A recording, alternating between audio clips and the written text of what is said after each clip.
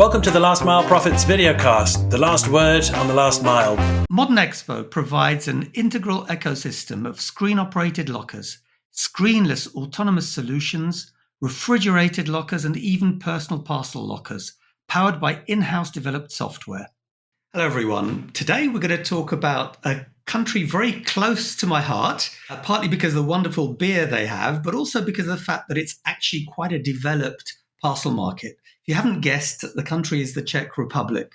Again, because it's holiday time, I'll be on my own, so bear with me, but hopefully we've got a good topic and it will keep you engaged. So what's happening in the Czech Republic? Well, the news that everyone's heard about, and we've already talked about this, is the fact that Paketa, which is, many would say, the InPost of Czech Republic, is up for sale.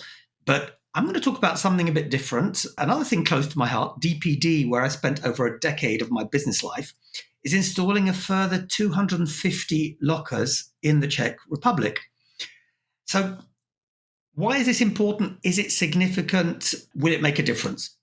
Well, first of all, taking the Last Mile Experts Out of Home report from last year, so probably the figures have been increasing a little bit, but just to give you a feeling, what is the lay of the land today?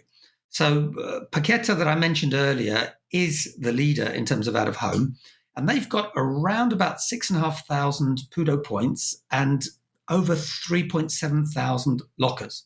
At the time, so this would have been December last year, DPD had around about 1,800 PUDO points and about 1,200 lockers. So they've got a long distance to go. Probably the only player overall that is close to Paketa in terms of number of points is Czech Post, but that's mainly through physical PUDO and postal points, and there's about 5,500 of those. So you can see that the lay of the land is quite specific, and as we have in Poland, there's a dominant player, Paketa. So on one hand, the 250 lockers, yes, it will make some kind of difference, but it's certainly not going to bring DPD anywhere close still to where the market leader is. It's still a good move because people like lockers. Lockers are very efficient. The question then we need to ask is, okay, does this mean DPD can take on the main competitors? In this case, it will be Paketa.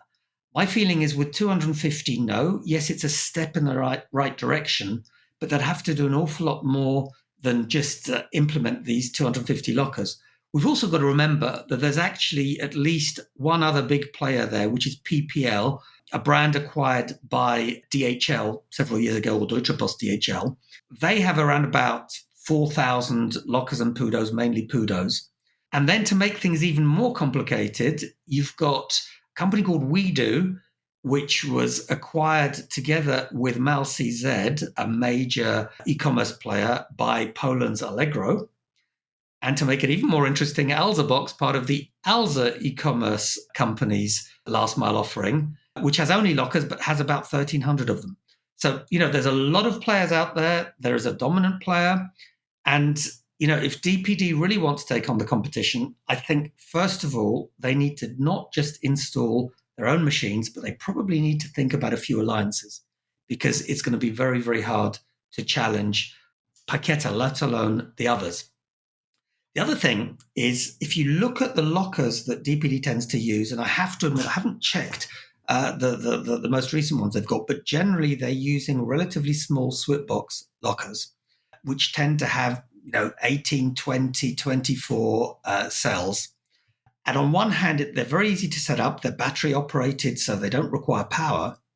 But on the other hand, there's a limit to the number of parcels you can put into a locker. Now, this probably isn't going to be such an issue when you have a dense network, but at the beginning, when you're setting up the network, there could be issues whereby, for example, the locker is going to be oversubscribed. And if you don't have another locker close by, that's going to be a customer service issue. There's also an operational issue, because if you have a large locker, when I last looked at InPost, I think their average was about 160 or 170 cells per machine. It means that the courier can drop off and collect potentially several tens of parcels in one go, which is very efficient.